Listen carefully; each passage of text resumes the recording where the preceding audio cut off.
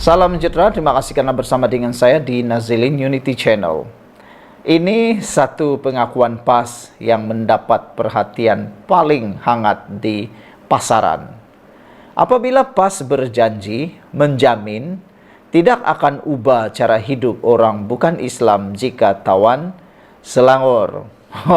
Sejauh mana boleh kita percaya PAS kalau menjadi kerajaan di Selangor, atau paling tidak dia jadi kerajaan pusat, dia tidak akan ubah cara hidup orang bukan Islam. Ini menjadi persoalan yang besar. PAS jamin tak ubah cara hidup orang bukan Islam jika tawan Selangor. Beberapa komen daripada netizen dalam isu ini, mereka memberikan komen yang agak luar biasa. Anak JB kata, 100% tak boleh percaya dan tak boleh diharap. Cakap dengan lidah bercabang, kata anak JB. Dia memberikan contoh beberapa kali PAS mungkir janji, bukan saja kepada janji-janji, tetapi juga kepada rakan politik mereka. Kata netizen, PAS dah banyak kali berbohong terhadap rakan politik sendiri. Ini pun kelak rakyat, kata mereka.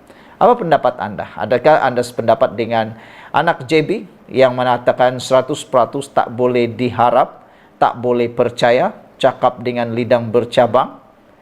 Green Cheetah 3211 pula memberikan komen, sorrylah, orang PAS 100% tak boleh percaya, kata Green Cheetah.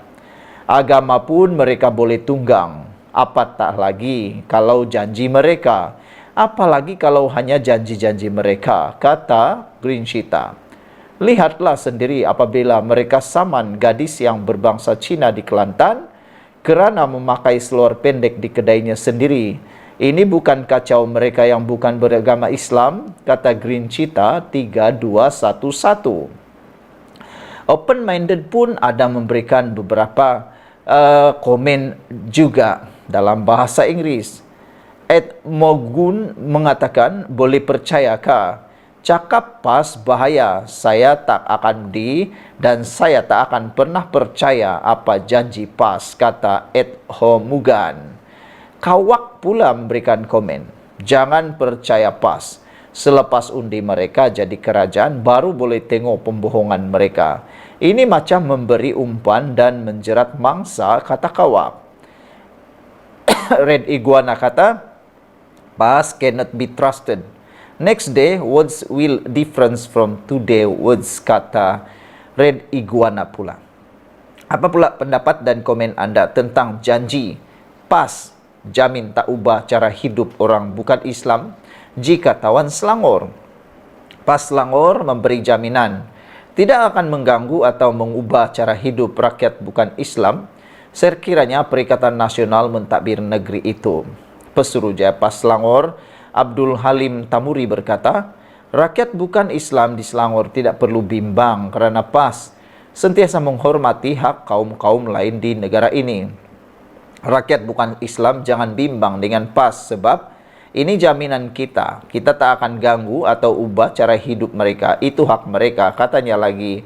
Kita akan pastikan PAS bersama PN hanya mau menjaga kebajikan rakyat, katanya selepas menghadiri program. Abdul Halim berkata, menjadi tanggungjawab untuk PAS terus memberi kefahaman kepada rakyat bukan Islam, yang mana perjuangan parti itu juga adalah untuk menjaga kebajikan semua kaum. Untuk rekod, PAS menjadi sebahagian daripada kerajaan negeri menerusi Pakatan Rakyat selepas menang di Selangor pada pilihan raya umum PRU 2008. Bagaimanapun, PAS keluar daripada gabungan itu akibat perbezaan pendapat dengan DAP dan PKR. Pada masa itu, Selangor ditadbir oleh Kerajaan Perpaduan. Pada masa ini, Selangor ditadbir oleh Kerajaan Perpaduan menerusi Kerajaan PH dan BN. Sementara itu, Abdul Halim yang juga adun payah jeras berkata, rakyat Selangor berhak untuk mendapat yang lebih baik daripada apa yang ada sekarang. Katanya, meskipun Selangor merupakan negeri termaju di Malaysia dan antara negeri terkaya, namun hakikatnya rakyat berdepan pelbagai isu asas. Antaranya kejadian banjir yang berlaku di sebagian besar kawasan negeri ini ketika ini, yaitu seperti Sungai Bolo, Selayang, Gombak, dan banyak lagi. Sepatutnya, masalah SAS seperti banjir, sampah, longkang tersumbat seperti ini tidak menjadi isu sebab Selangor merupakan negeri maju. Sebab itu saya cakap Selangor sepatutnya dapat yang lebih baik, katanya lagi. Mengulas lanjut mengenai isu banjir, Abdul Halim berkata pihaknya akan menghantar memorandum kepada kerajaan pusat supaya menyegerakan program rancangan tebatan banjir termasuk di Sungai Buloh bagi mengatasi masalah banjir yang kerap berlaku ketika ini. Dengan ini, ramai yang menasihati beliau supaya cuba-cuba jenguk-jenguk kerajaan negeri Kelantan yang diperintah oleh PAS. Apa jadi dengan negeri Kelantan, katanya? Kalau nak pergi mau ubah Selangor, ubah dulu Kelantan di bawah pemerintahan PAS, kata mereka. Kalau Kelantan pun tak mampu diubah, jangan nak pula mimpi mengubah Selangor, kata mereka lagi. Sekian dulu untuk kali ini. Jangan lupa tinggalkan komen Anda, tekan butang subscribe. Bye. Salam sejahtera, terima kasih karena bersama dengan saya di Nazilin Unity Channel. Akhirnya, tak tahan lagi Anwar Ibrahim cerita segala-galanya. Ini satu perkara yang mengejutkan kita. Anwar Ibrahim sanggup menceritakan apa yang dibimbanginya semasa awal jadi Perdana Menteri. Datuk Seri Anwar Ibrahim berkata, kebimbangan utama beliau dalam tempoh awal memegang jawatan Perdana Menteri ialah memulihkan reputasi negara. Perdana Menteri dalam satu temu bual dengan CNBC berkata, ia terutamanya berkaitan skandal 1MDB. Dalam tempoh awal, kata Anwar Ibrahim, semuanya mengenai perkara itu. Bagaimana untuk menangani isu ini? Bagaimana pula dengan takbir urus, katanya? Bagaimana dengan apa yang mereka anggap rasuah yang menjadi endemik berdasarkan pengalaman 1MDB dan pelbagai skandal lain? Misalnya, pemimpin terdahulu apabila menjadi Perdana Menteri atau Menteri Keuangan menjadi bilioner. Wow, ini pendedahan Anwar Ibrahim yang paling berani. Bayangkan Anwar Ibrahim kata, misalnya pemimpin terdahulu apabila menjadi Menteri Keuangan atau Perdana Menteri menjadi bilioner. Dari mana kekayaan segera itu? Ini perlu dihentikan, kata Anwar Ibrahim. Ini perlu dihentikan, kata beliau lagi. Adakah Anda juga sependapat dengan Anwar Ibrahim supaya tindakan seperti itu, amalan seperti itu perlu dihentikan segera? Saya sangat menyokong supaya amalan itu perlu dihentikan, katanya kepada CNBC dalam temu bual khas diterbitkan selama 23 menit itu. Beliau yang juga Menteri Keuangan berkata, pelabur domestik dan asing mengiktiraf komitmen kerajaan dalam memerangi rasuah, walaupun terdapat pengkritik yang menganggapnya terlalu berlebih-lebihan. Tanpa kepercayaan dan keyakinan orang tidak akan melabur dalam jumlah yang besar. Ini melainkan mereka mempunyai pengaturan rasuah dengan Anda. Mereka akan meneruskannya, kata Anwar. Bagaimanapun, ini perlu dihentikan. Amalan itu telah dihentikan walaupun kami masih meneruskan misi ini kerana perjuangan mentang rasuah perlu dilaksanakan sepenuhnya, kata Anwar Ibrahim. Dalam masa yang sama, Anwar juga menekankan kepentingan menarik pelaburan berimpak tinggi, terutamanya dalam kecerdasan buatan AI dan semikonduktor. Beliau mengakui Malaysia mencatatkan peningkatan pelaburan dalam pusat data disebabkan bekalan tenaga dan air yang mudah diakses. Namun Anwar menyatakan tentang keperluan untuk beralih tumpuan kepada teknologi yang lebih maju untuk meningkatkan status ekonomi negara. Saudara-saudara sekalian, itulah yang telah didedahkan Anwar Ibrahim. Tak sangka ini pula perkara yang paling dibimbangi Anwar Ibrahim semasa awal menjadi Perdana Menteri. Saya jangkakan mungkin dia bimbang dia akan tidak bertahan. Saya jangkakan mungkin Anwar Ibrahim bimbang dia akan dijatuhkan dan ditumbangkan.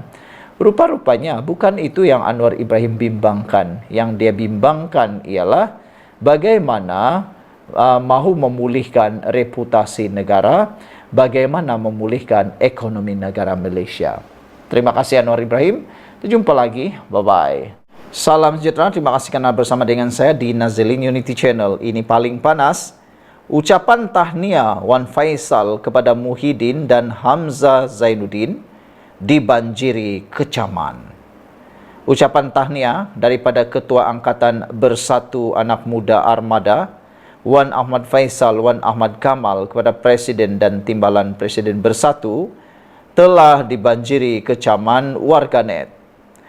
Rata-rata dilihat mempersoal pemilihan kata memenangi yang digunakan ahli parlimen Machang berkenan dalam ucapan tahniah tersebut. Kata ucapan itu sekalung tahniah buat kedua-dua ayahanda kami, Yang Berhormat Tan Sri Muhyiddin Yassin dan Yang Berhormat Datuk Seri Hamzah Zainuddin, yang masing-masing telah memenangi jawatan Presiden dan Timbalan Presiden buat Parti Peribumi Bersatu Malaysia Bersatu bagi penggal seterusnya. Semoga dengan mandat dan amanah kepimpinan baru ini, Bersatu dan Perikatan Nasional PN akan terus maju ke hadapan dalam usaha meningkatkan dan memerangi, menegakkan makruf, memerangi yang mungkar, juga memenangi hati dan sokongan rakyat, seterusnya merangkul kemenangan besar dalam PRU 16 akan datang, kata Wan Faisal. Pengguna X, Trejo Joker kata antaranya secara sinis menasihatkan agar Wan Faisal yang juga ahli parlimen Machang untuk sebutlah betul-betul menang tanpa bertanding sebab dah susun, dah turun arahan dan sebagainya. Din kekal Presiden, Hamzah naik ganti Peja. Peja turun jawatan, Azmin masuk longkang, tulisnya lagi.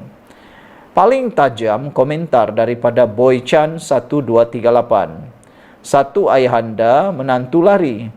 Lagi satu ayahanda kepada anak yang sorok minyak masak subsidi. Eloklah tu, dua pengkhianat negara, kata Boy Chan 1238. Untuk rekod, Muhyiddin dan Hamzah Zainuddin menang tanpa bertanding. Susulan masing-masing hanya satu pencalonan diterima bagi jawatan ditandingi mereka. Muhyiddin mempertahankan kedudukannya sebagai Presiden Parti Komponen PN itu, manakala Hamzah yang juga penyandang jawatan Setiausaha Agung pula menang sebagai Timbalan Presiden.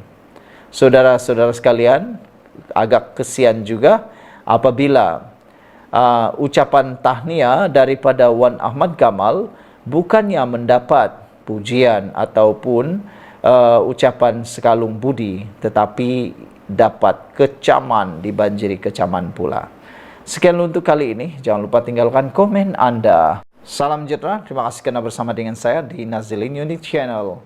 Sekali lagi, Anwar Ibrahim membakar Perikatan Nasional dan Mahathir. Ini apabila ringgit berprestasi terbaik dunia, hasil gandingan The Dream Team.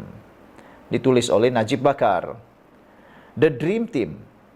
Bagaimana naratif ekonomi negara dimulakan oleh Rafizi Ramli di Kementerian Ekonomi. Ringgit adalah mata wang komoditi nombor 1 paling berjaya di dunia, mengatasi dolar Amerika Syarikat sepanjang 3 bulan yang lepas. Saudara-saudara sekalian, sebelum Anwar Ibrahim menjadi Perdana Menteri, ada sangkaan-sangkaan buruk mengatakan bahawa Anwar Ibrahim tidak akan dapat menjadi Perdana Menteri yang hebat. Nampaknya sangkaan jahat itu betul-betul hanya bersangka jahat. Anwar Ibrahim telah membuktikan ringgit Malaysia telah menjadi mata wang terbaik paling berjaya di dunia, mengatasi dolar Amerika Syarikat sepanjang 3 bulan lepas. Ringgit siap kalahkan emas lagi. Bahkan ada tajuk kata ringgit Malaysia naik harganya lebih laju daripada emas. Begitulah hebatnya ringgit Malaysia ketika ini. Ringgit siap kalahkan emas. Sekarang, ringgit tak main lagi Liga ASEAN. bukan juga Liga Asia. Ringgit dah main tahap Liga Dunia. Macam bola sepak lah kan. Ringgit Malaysia sekarang bukan lagi main Liga Asia, bukan lagi main Liga ASEAN. Bahkan sekarang ini sudah main Liga Dunia. Begitu hebatnya ringgit Malaysia. Berapa banyak ringgit untuk naik mengatasi dolar Amerika Serikat sepanjang 3 bulan lepas? 14,35%. Bayangkan, 14,35%. Berapa banyak emas naik mengatasi dolar Amerika Serikat dalam tempo yang sama? Hanya 14,2%. Pasaran saham pula naik. Pada bulan Mei, market capitalization cecah 2 triliun ringgit, tertinggi dalam sejarah. Maknanya, cerita naratif ekonomi yang dimulakan Rafizi Ramli dan Kementerian Ekonomi tahun lepas dah mula membuahkan hasil. Ditambah dengan kerja PR yang dilaksanakan dengan cemerlang oleh Perdana Menteri ke-10 Anwar Ibrahim, lagilah senang nak meyakinkan pelabur. Perdana Menteri ke-10 keluar negara, jumpa rakan dagang sedia ada dari mana-mana blok dan kuasa dunia. Sebut saja mana? Amerika Syarikat, China, Australia, Timur Tengah, Asia Barat, semuanya dia lawat. Kemudian Perdana Menteri ke-10 pula ke Rusia untuk meneroka pasaran baru dengan kuasa blok di blok berbeza. Malaysia mengambil sikap pertengahan sebab kita negara dagang. Perihal kuasa dunia nak berlawan dan bersaing sesama sendiri itu bukan hal kita sangat.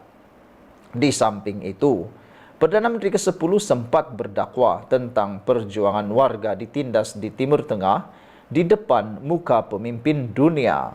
Maknanya, the nitty-gritty, kerja memikir di belakang tabir, adalah tugas Rafizi Ramli dan Kementerian Ekonomi. Tugas Perdana Menteri ke-10 adalah membawa naratif ekonomi baru ini untuk meyakinkan pelabur baru atau pelabur luar. Dan, ya, pelaburan yang masuk itu sangat dahsyat. Pelaburan yang masuk itu sangat dahsyat. Itu diterjemahkan dengan kekuatan ringgit dan di pasaran saham bursa Malaysia. Apa naratif ekonomi yang kita sedang bawa? Kerajaan Madani sekarang tumpukan kepada 5 sektor penting yang jadikan Malaysia negara seksi untuk pelabur. Pertama, Advanced E&E Semiconductor Chip. Nombor 2, Digital and Tech Product. Nombor 3, Rare Earth Mineral REM. Nombor 4, Energy Transition. Dan yang kelima, Modern Farming. Dalam kelima-lima sektor ini, Kementerian Ekonomi ada penglibatan sejak awal. Kira trenlah Malaysia sebagai lokasi pelaburan paling panas dalam kalangan masyarakat antarabangsa. Untuk kelima-lima sektor ini, saya akan tulis yang lain satu persatu. Sebab itulah saya katakan gandingan ini adalah the dream team untuk Malaysia. Sekian untuk kali ini. Jangan lupa tinggalkan komen Anda. Salam sejahtera. Terima kasih kerana bersama dengan saya di Nazilin Unity Channel.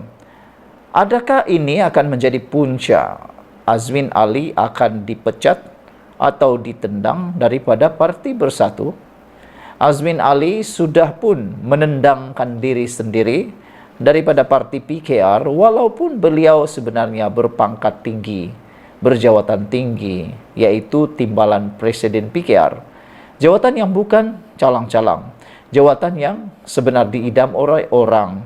Tetapi tak tahulah apa sebenarnya yang dikejar Azmin sehingga dia sanggup mengkhianati PKR yang telah mengangkat nama beliau daripada orang biasa-biasa menjadinya orang yang luar biasa, hero, dan telah menjadi ahli politik berjaya. Tapi atas ketidaksabaran Azmin Ali, beliau sanggup meninggalkan PKR yang pernah menjadikan beliau sebagai Menteri Besar Selangor.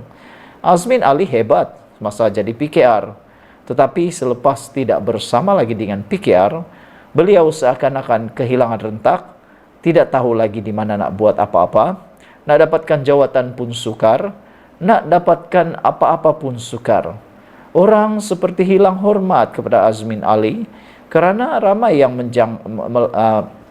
mengecop Azmin Ali sebagai pengkhianat nasional yang telah mengkhianati PKR, yang telah mengangkat beliau menjadi Menteri Besar Selangor satu ketika dahulu. Kali ini menjadi persoalan besar lagi ialah Azmin Ali kah punca PRK mahkota bagi calon bersatu kala? Sekali lagi persoalan timbul, Azmin punca kalah di mahkota? Itu pandangan peribadi, kata Pemuda Bersatu.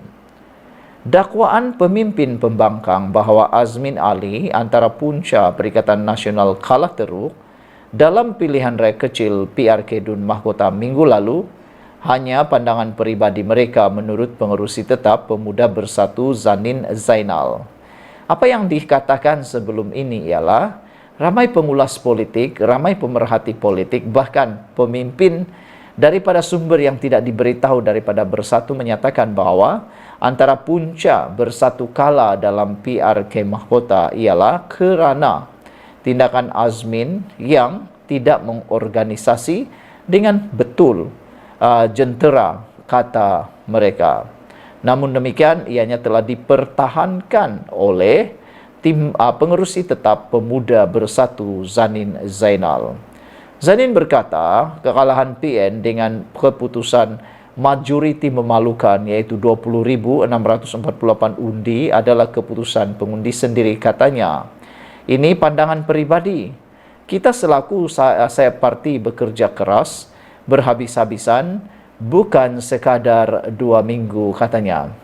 Ada rakan kita dalam Pemuda Bersatu dan PN Johor memberi komitmen yang baik. Akhirnya itu keputusan akar umbi, keputusan pengundi sendiri, katanya. Pada saya untuk letakkan kesalahan kepada sesiapa hanyalah pandangan peribadi, katanya ringkas dalam sidang media di Kuala Lumpur. Terdahulu, Free Malaysia Today memetik 2 pemimpin pembangkang yang enggan dinamakan berkata, Azmin Ali yang merupakan pengarah PRK PN bagi Dun Mahkota menyumbang kepada kekalahan gabungan itu. Seorang daripadanya yang merupakan pemimpin Bersatu menyifatkan Azmin Ali tidak melaksanakan tugasnya dengan baik dan menggembeling jentera PN. Dia antaranya dilaporkan mendakwa pusat operasi PN tidak berkomunikasi dengan jentera luaran ketika kempen. Seorang lagi sumber yang dipetik dan merupakan ahli Majlis Pimpinan Tertinggi PN pula mendakwa tidak mudah untuk bekerja sama dengan Azmin yang menurutnya dalam dunianya sendiri dan hanya bekerja dengan pihak dalam parti yang rapat dengannya. Perikatan Nasional kalah teruk dalam PRK Mahkota apabila calonnya Haizan Jaafar dari Bersatu hanya mendapat 7,347 undi berbanding calon BN menerima 27,995 undi. Majoriti Barisan Nasional sebanyak 20,648 undi adalah 4 kali ganda majoriti yang diraih gabungan itu dalam PRN tahun 2022. Saudara, apa komen anda tentang isu kali ini? Adakah memang tepat betul Azmin Ali harus dipersalahkan dan perlu dipecat daripada jawatannya? Sekian untuk kali ini. Jangan lupa tinggalkan komen anda.